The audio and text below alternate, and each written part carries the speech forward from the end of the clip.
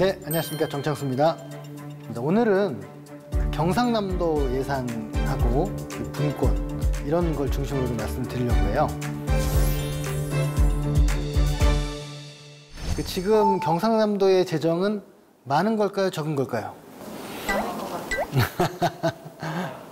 네, 경상남도는 그 전국에서 예산 규모로만 보면 세 번째입니다.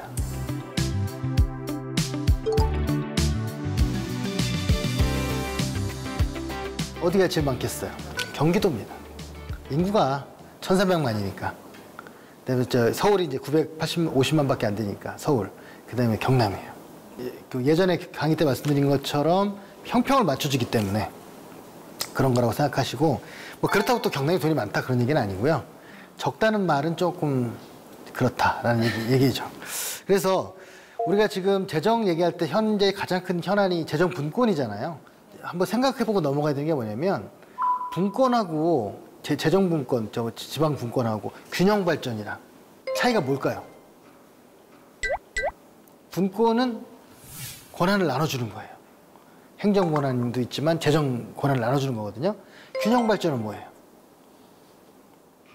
지역이 균형적으로 발전해야 된다. 그 기저에는 똑같이 발전해야 된다는 그런 게 깔려 있잖아요. 이게 충돌을 해요. 왜냐하면 분권을 하면 어떻게 되겠습니까?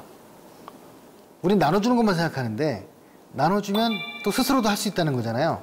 분권하면 지역 격차가 더 벌어질까요? 줄어들까요? 그렇죠. 당연히 벌어지죠. 이 부분을 조금 우리가 모순된다는 생각을 안 하고 자꾸 따로따로 생각을 하기 때문에 지금 문제가 발생한다고 좀 봅니다. 그래서 이 분권과 균형 발전을 지금 한번 딜레마인 상황을 이해를 해야 앞으로 우리가 지역 개발을 어떻게 할지에 대한 답이 나올 거라고 생각을 합니다.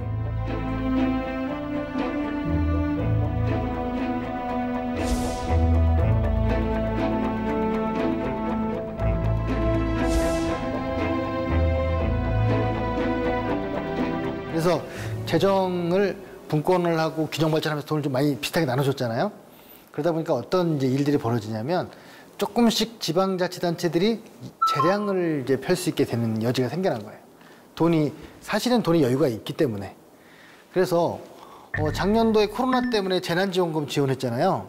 그 재난지원금 지원할 때 가구당 가장 많이 준 데가 어딘지 아세요? 포천입니다. 서울, 경기도에서도 무슨 잘 사는 지역이 아니라 포천이에요. 그냥 그건 단체장의 의지였던 거예요. 가구당 거의 300만 원 가깝게 줬어요.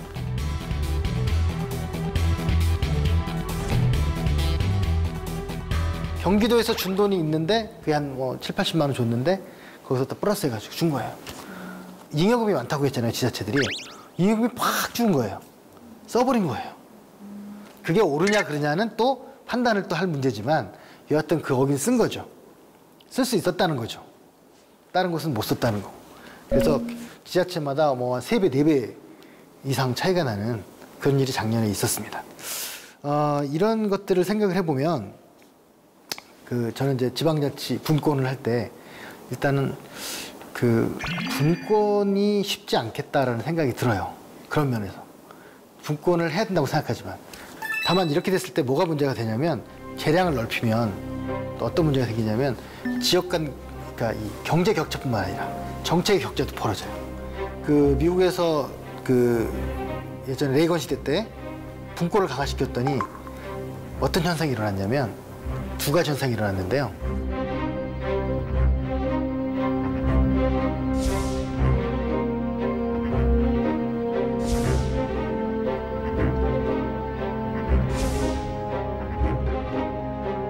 권한을 강화시켜줬으니까 증세를 하든 감세를 하든 그것도 지자체 권한을 많이 준 거예요.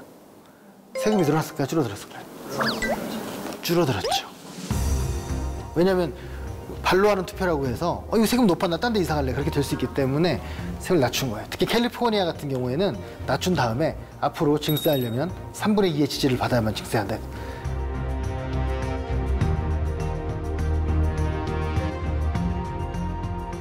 최근에 레이건 이후에 최근에 증세했대요. 3분의 2가 되려면 너무 힘드니까 최근에 증세. 너무 세금이 낮아가지고. 그리고 그 또 하나가 뭐냐면 복지가 그러면 늘어났을까요? 줄어들었을까요? 줄었을 것 같은데. 네. 우리 생각에는 포퓰리즘으로 막 늘었을 것 같잖아요. 줄었어요. 그래서 그래서 그 핵심이 뭔가 제가 봤더니 민주주의 문제 같아요.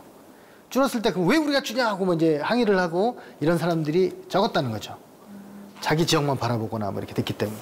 그래서 이 분권이라고 하는 문제가 많은 문제를 이제 가지고 있기 때문에 그것도 우리가 역시나 아까 그 예산을 어디다 쓰는가 그냥 누가 판단해주면 끝나는 문제가 아닌 것처럼 우리가 그걸 주시를 좀 해야 되는 그런 문제가 있습니다. 지금 경남에서 예산 중에서 그 가장 많이 쓰는 예산이 어느 분야일까요? 복지가 많죠. 복지가 많은데 39% 정도 되거든요. 그런데 이건 사실인데 근데 문제는 경상남도의 돈을 어디다 쓰는가가 더 중요하죠. 왜냐하면 복지가 기초수급자 그러면 80%를 다 주잖아요, 중앙에서. 그러면 20만 쓰는 거죠, 사실은. 그래서 우리가 겉으로 볼 때는 굉장히 복지를 많이 쓰는 거예요. 자치구 같은 데도 가보면 자치구 복지가 60~70% 되거든요, 복지 예산이. 실제로 딱 거풀을 벗겨보면 한 30, 20밖에 안 됩니다. 자기 돈을 쓰는 걸 보면. 경남도 역시나 18로 떨어져요. 18%로. 그래서 자기 돈을 제일 많이 쓰는 건 어디일까요? 공공, 일반행정부. 청사를 건립하거나, 뭐, 이제, 여러 가지. 축제를 하거나, 뭐 행사, 이런 것들이에요.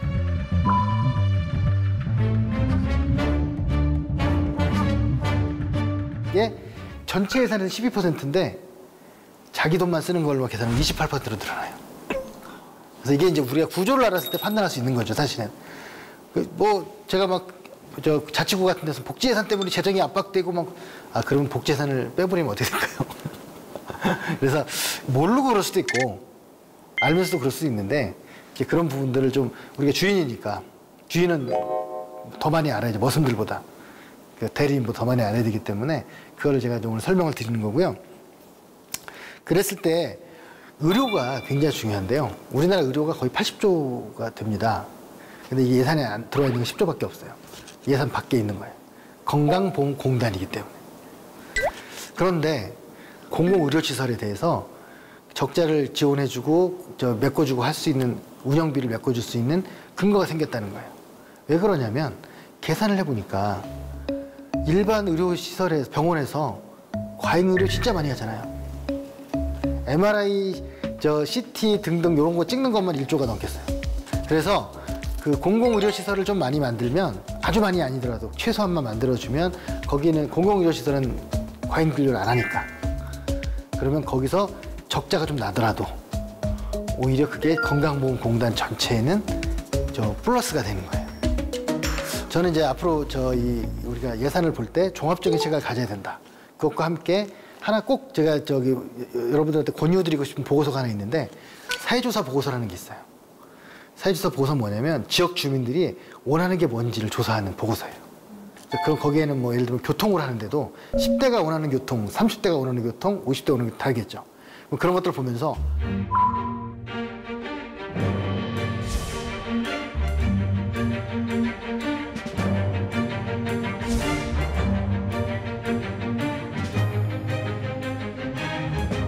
우리 지역 사람들은 지금 어떤 상태에 있구나, 어떤 걸 원하겠구나. 물론 직접 물어보면 더 좋겠지만 그게 쉽지 않으니까 간접적인 어떤 보고서를 통해서 하는 거죠. 일부러 그게 법적으로 꼭 그 조사하라고 정부에서 그걸 제도를 만들었어요. 거기서부터 정책이 시작돼야 된다. 그런데 그걸 반영하는 지자체가 많지 않습니다.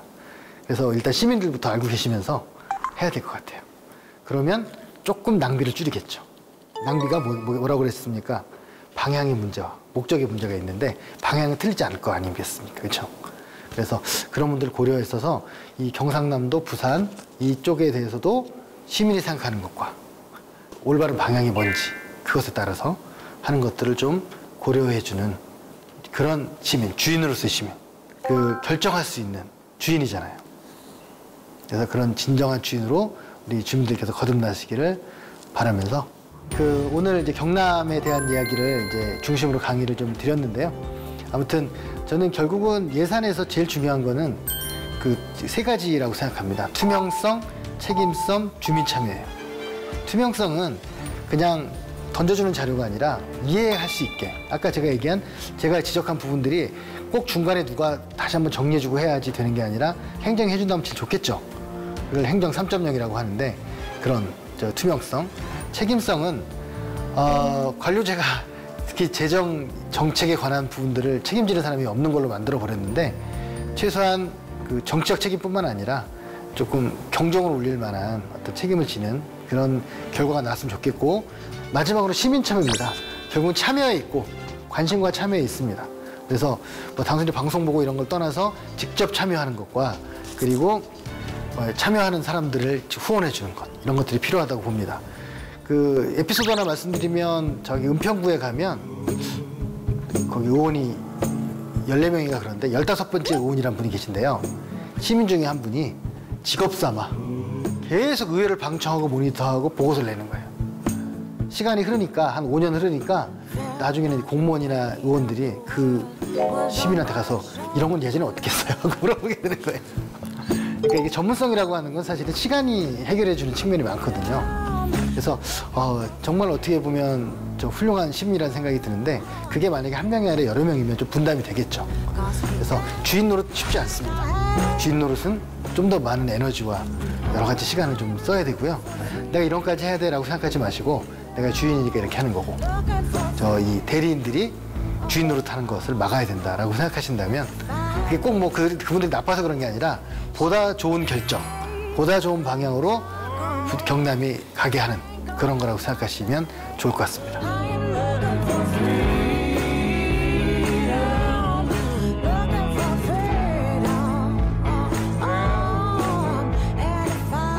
오늘 강의는 마칠 텐데 그 전에 질문 하나 있으시면 네, 질문.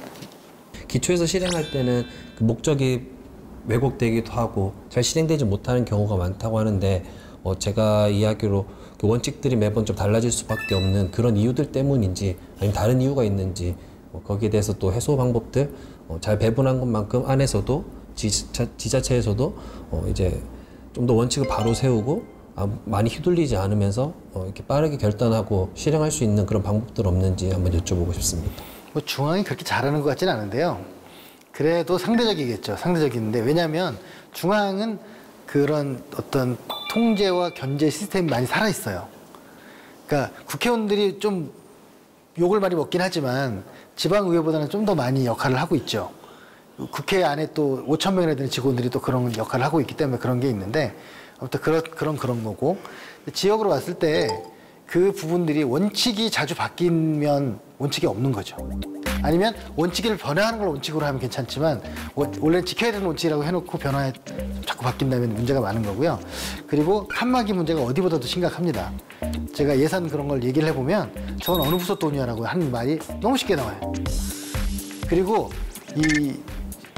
총괄 부서가 총괄을 하는 능력이 매우 떨어져서 그 환경이면 중앙의 환경부, 이 도로면 중앙의 도로부서 다 그쪽이랑 직접 관련을 맺고 보조금을 받고 하기 때문에 사실은 진정한 분권은 행정부터 시작해야 되는 게 아닌가 싶은 생각이 들고 그랬을 때 칸막이를 좀 총괄해서 야 지금 우리가 이쪽을 너무 많이 하고 있으니 좀 줄이고 딴 데를 좀 늘리고 이런 생각들을 좀 할 수 있을 것 같아요. 근데 지금은 칸막이를 못 건드리니까 조금씩 변화하는 거죠. 세상은 급격히 변하고 있는데 예산과 행정은 조금씩 변하다 보니까 사람들이 이제 오히려 발목을 잡는 게 아니냐, 아니면 문제가 많은 거 아니냐라고 생각하는 것 같아요.